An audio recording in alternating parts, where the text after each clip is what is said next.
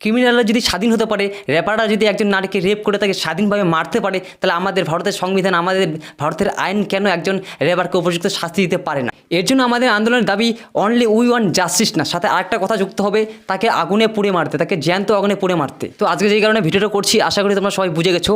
আর আমি কিছু পয়েন্ট তুলে ধরার জন্য ভিডিওটা করছি। তো আমরা দেখে আসি আরজিকর মেডিকেল কলেজে যে রেপ কেসের ঘটনাটা ঘটে গেলো, সেটা নিয়ে এখন আমাদের দেশে রাজ্যে রাজনীতি চলছে। আর এটাই স্বাভাবিক, আর এটা আজকের থেকে নয়, তুমি আমাদের জেনারেশন জন্মের পর থেকে আমরা দেখে আসছি, একজন নারীকে রেপ করার পর তাকে নিয়ে একটা রাজনীতি চলে, তাকে নিয়ে আন্দোলন চলে এবং পুলিশ তাকে নিয়ে যায়।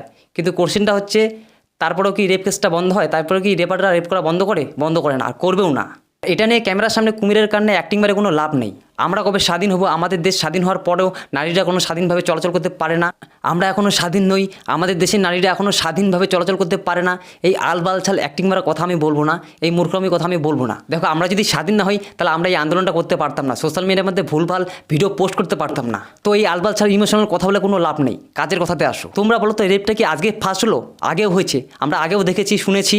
এটা নিয়ে রাজনীতিবিদদের অনেক ভাষণ শুনেছি, অনেক লেকচার শুনেছি, কিন্তু পরিবর্তনটা কী হলো? কিচ্ছু না, হবেও না, কারণ আমরা রেপারদের উপযুক্ত শাস্তি দিতে পারিনি। তাহলে তাদের এই ভাষণ, তাদের এই লেকচার সমাজের কি উন্নতি করলো?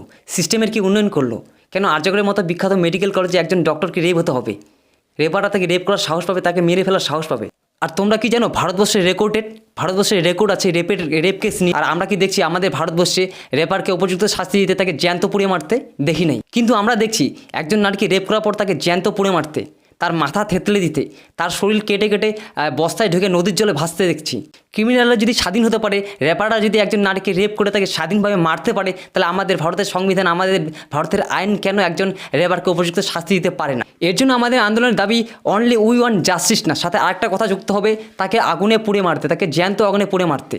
যে যেখানে রেপ করবে তাকে সেই জায়গায়, সেই মোড়ের মধ্যে, 3 মাথা মোড়ে, 4 মাথা মোড়ে, তাকে পোলের মধ্যে বাইন্ধে তাকে জ্যান্ত আগুনে পুড়ে মারতে।